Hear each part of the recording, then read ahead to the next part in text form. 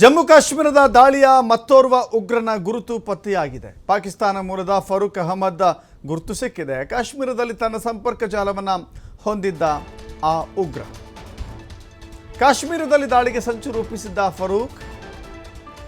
ಫಾರೂಕ್ ಯಾರು, ಏನು, ಎತ್ತ, ಎಲ್ಲಿಯವನು, ಅವನ ನೆಟ್ವರ್ಕ್ ಹೇಗಿದೆ, ಅವನಿಗೆ ಸಪೋರ್ಟ್ ಆಗಿ ನಿಲ್ಲುವಂಥ ಆ ಶಕ್ತಿಗಳು, ದುಷ್ಟ ಶಕ್ತಿಗಳು ಯಾವ್ಯಾವು, ಅವನಿಗೆ ಆರ್ಥಿಕವಾಗಿ ಸಹಾಯ ಎಲ್ಲಿಂದ ಸಿಗುತ್ತೆ, ಏನೆಲ್ಲ ಸಂಚನ್ನು ರೂಪಿಸಿದ್ದ, ಈ ಹಿಂದೆ ನಡೆದಿರುವಂಥ ದಾಳಿಗಳಲ್ಲಿ ಅವನ ಪಾತ್ರ ಏನು, ಮುಂಬರುವ ದಾಳಿಗಳ ಸಂಚಿನ ರೂಪದಲ್ಲಿ ಏನೆಲ್ಲ ಪ್ಲಾನ್ಗಳನ್ನು ಹಾಕಿಕೊಂಡಿದ್ದ, ಜೊತೆಗೆ ಯಾವೆಲ್ಲ ಉಗ್ರ ಸಂಘಟನೆಗಳ ಜೊತೆ ನಿಕಟ ಸಂಪರ್ಕವನ್ನು ಹೊಂದಿದ್ದೆ, ಹೀಗೆ ಎಲ್ಲ ಆಯಾಮದಲ್ಲೂ ಕೂಡ ಈ ಉಗ್ರರ ಮಾಹಿತಿಯನ್ನು ರಾಷ್ಟ್ರೀಯ ತನಿಖಾ ದಳ ಪತ್ತೆ ಹಚ್ಚಿದೆ. ಅದರ ಭಾಗವಾಗಿ ಫರೂಕ್ ಅಹಮದ್ ಕೂಡ ಇವನ ಇಡೀ ಚಿತ್ರಣವನ್ನು, ಇಡೀ ಮಾಹಿತಿಯನ್ನು ತನಿಖಾಧಿಕಾರಿಗಳು ಸಂಗ್ರಹ ಮಾಡಿದ್ದಾರೆ.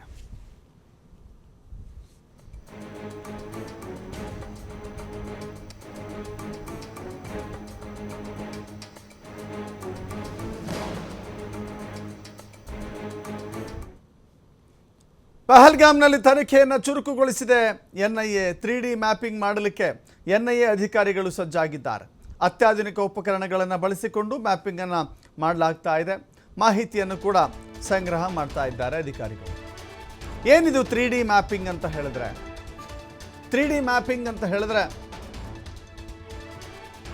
ಉಗ್ರರು ಪಹಲ್ಗಾಮನ್ನು, ಬೈಸರನ್ ಕಣಿವೆಯನ್ನು ಪ್ರವೇಶ ಮಾಡಿದ್ದು ಯಾವೆಲ್ಲ ಮಾರ್ಗದ ಮೂಲಕ ಅಂತ ಹೇಳಿ ಒಂದು ಮ್ಯಾಪನ್ನು ರೆಡಿ ಮಾಡ್ತಾ ಇದ್ದಾರೆ, ಒಂದು ನಕ್ಷೆಯನ್ನು ರೆಡಿ ಮಾಡ್ತಾ ಇದ್ದಾರೆ. ಅತ್ಯಾಧುನಿಕ ತಂತ್ರಜ್ಞಾನದ ಸಹಾಯದೊಂದಿಗೆ ಈ ರೂಟ್ ಮ್ಯಾಪನ್ನು ಮಾಡಿದ್ದಾರೆ. ಅದರ ಪ್ರಕಾರ ಯಾವ್ಯಾವ ಪ್ರದೇಶಗಳ ಮೂಲಕ ಹಾದು ಈ ಸ್ಥಳಕ್ಕೆ ಪ್ರವೇಶ ಪಡೆದ್ರು ಅನ್ನೋದು ಗೊತ್ತಾಗುತ್ತೆ. ಮೊದಲು ಯಾವ ಸ್ಥಳದಿಂದ ಅವರು ಪ್ರಯಾಣವನ್ನು ಶುರು ಮಾಡಿದ್ರು, ಶಸ್ತ್ರಸಜ್ಜಿತ ಹೋರಾಟಕ್ಕೆ ಶುರು ಮಾಡಿದಂಥ ವಿಚಾರದಲ್ಲಿ ಶಸ್ತ್ರಾಸ್ತ್ರಗಳೊಂದಿಗೆ ಎಂಟ್ರಿ ಕೊಟ್ಟಂಥ ಈ ಉಗ್ರರು ಕಾಲ್ನಡಿಗೆಯಲ್ಲಿಯೇ ದುರ್ಗಮ ಹಾದಿ ಅಂದರೆ ಕಾಡಿನಲ್ಲಿಯೇ ಪ್ರವೇಶವನ್ನು ಮಾಡಿದ್ರು. ಒಂದೊಂದು ಪ್ರದೇಶದಲ್ಲಿಯೂ ಕೂಡ ಅತ್ಯಂತ ದಟ್ಟವಾದ ಅರಣ್ಯ, ಆ ದಟ್ಟವಾದ ಅರಣ್ಯದಲ್ಲೂ ಕೂಡ ಅವರು ಕಾಲ್ನಡಿಗೆ ಮೂಲಕ ಬಂದಿದ್ದರು.